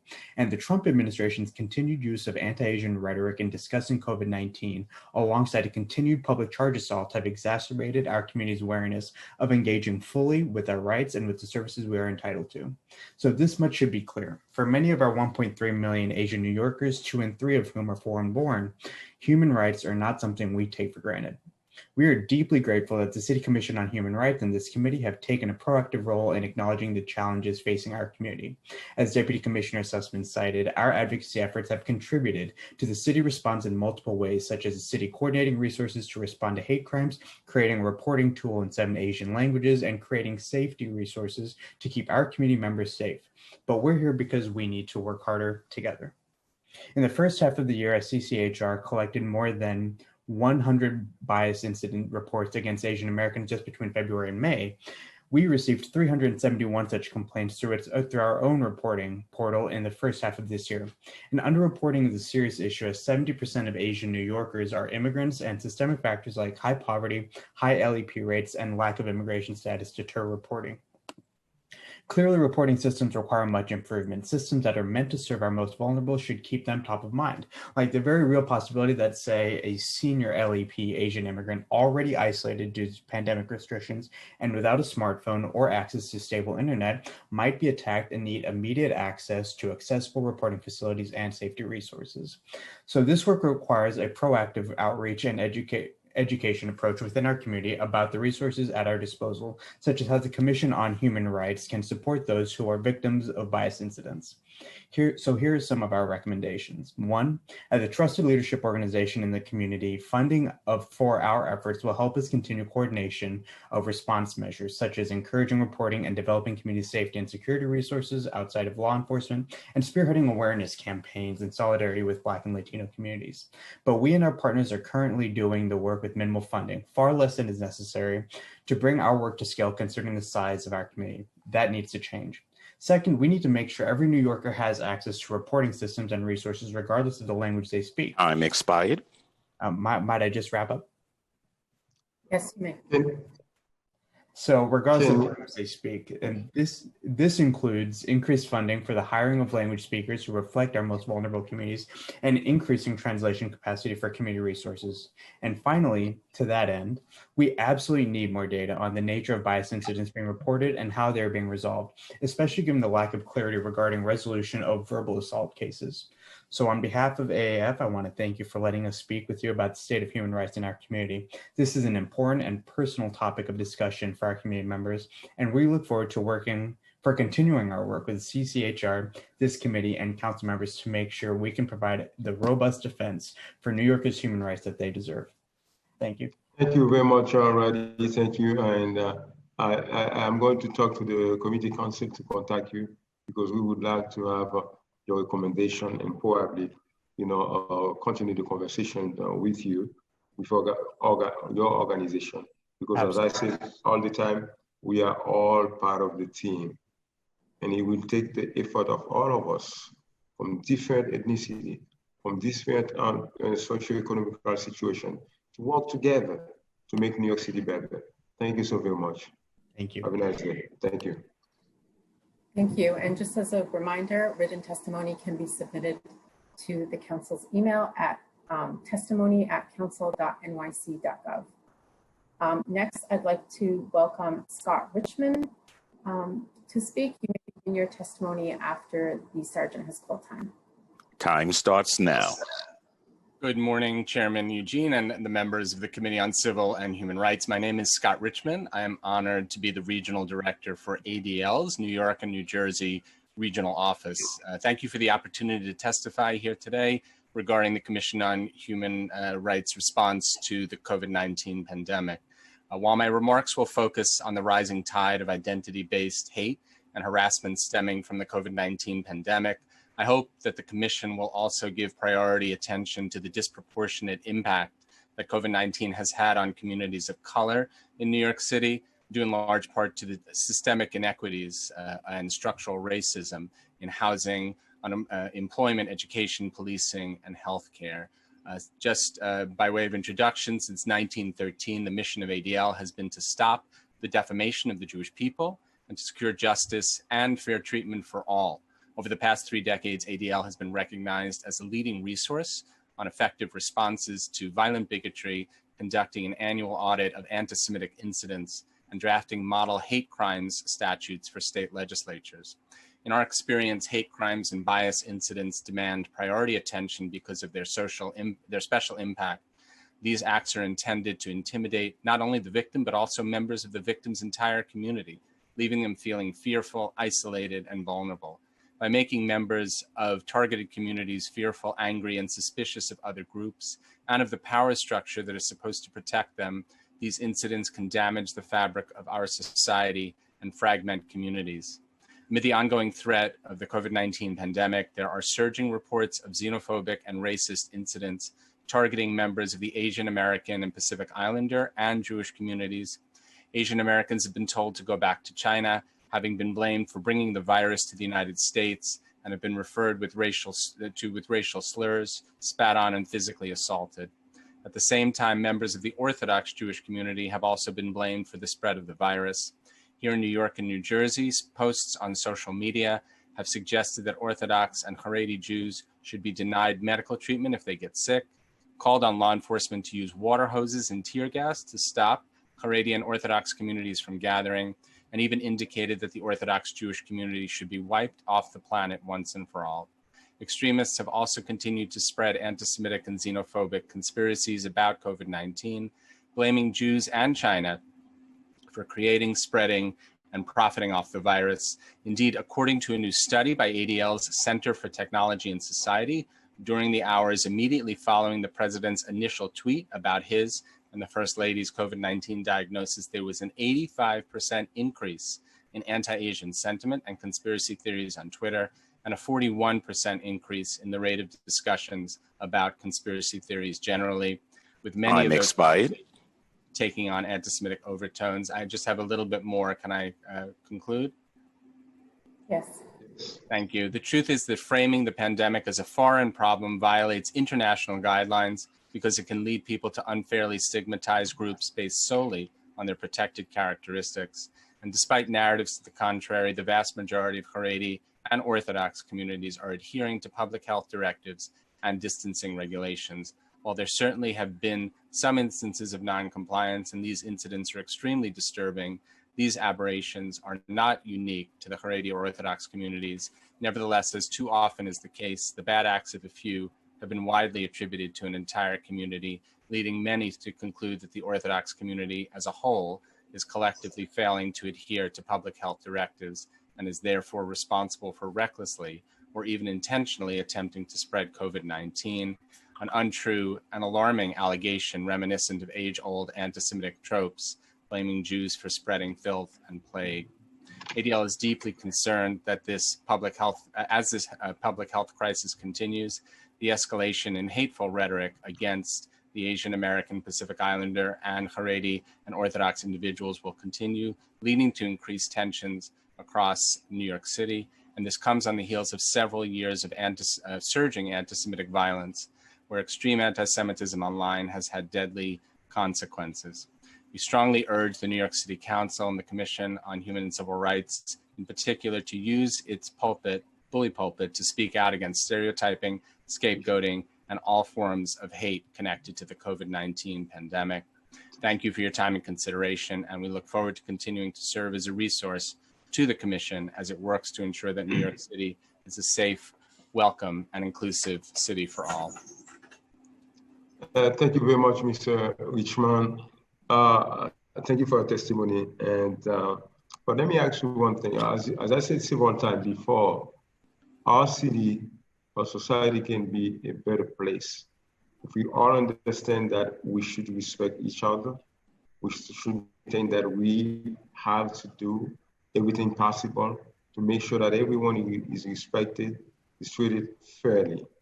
But is there any recommendation for the city council in addressing this type of discrimination that have created division, among the people who are living in New York City?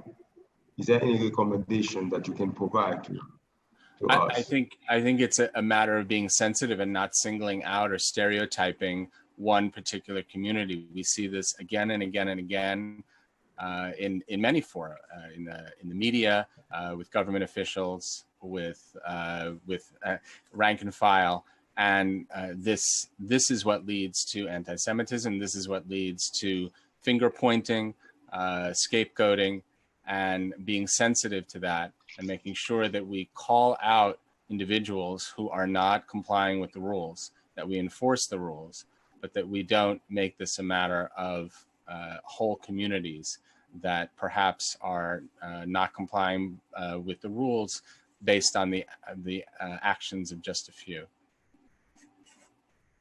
Thank you so very much. Thank you. Have a nice day and stay safe. Thank you very much. Thank you. Thank you. Next we have Hallie Yee. Hallie, you may begin your testimony after the sergeant has called time. Time starts now. Thank you. My name is Hallie Yee, and I'm a policy coordinator at the Coalition for Asian American Children and Families, or CACF, the nation's only Pan-Asian children and families advocacy organization. On behalf of our 40+ organizational members and partners serving the diverse APA communities across New York City, we ask Council today to hold our administration accountable to our community's needs. We demand that the city address mental health needs of all New Yorkers, especially those who are East Asian presenting who have been targeted during this pandemic. The system must be prepared to help our community members who have faced loss, isolation, discrimination, xenophobia, and more. The pandemic has fostered an environment of fear and uncertainty that are resulting in targeted acts of racism towards APAs. In New York specifically, East Asian presenting individuals have been subject to violent racist attacks and xenophobic representations of the virus in media. The city needs to ensure support of targeted communities of color during this crisis and moving forward. We demand an investment in community-led efforts towards data collection on incidents, inter-community healing, and positive mental health. As far as the task force that was created in response to the uptick in hate crimes, CACF does not necessarily encourage additional NYPD action, as cracking down against communities often results in more harm to those of color, as can be seen in the early responses to enforcing social distancing and mask rules. We are glad that the Commission has begun bystander training to minimize police intervention, but our concern lies with the wraparound services provided after the fact. Second, we demand that the city can ensure that critical information gets to New Yorkers in the language that they need, as is their civil right. It is only recently that Health and Hospitals was able to translate health outreach documents into the city's top 11 languages required by local law. That was way too late and still not enough. Each agency must be prepared to reach and support families who are limited English proficient.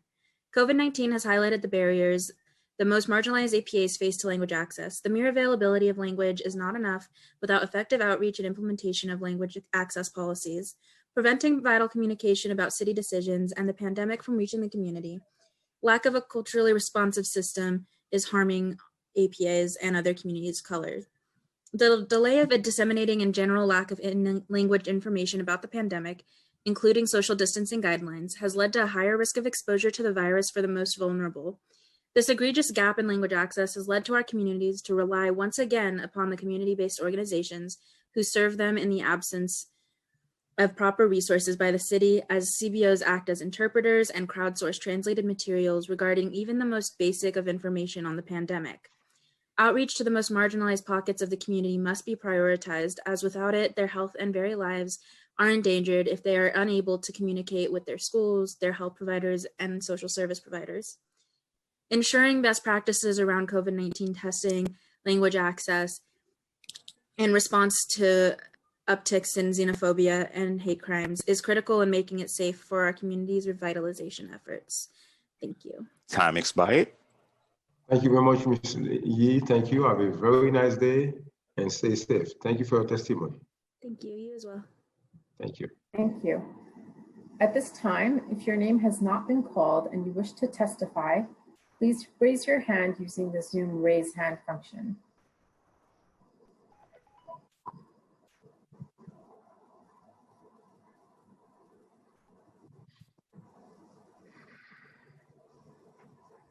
As there are no raised hands, I'll now turn it over to the chair for closing remarks and to gavel out and end the hearing.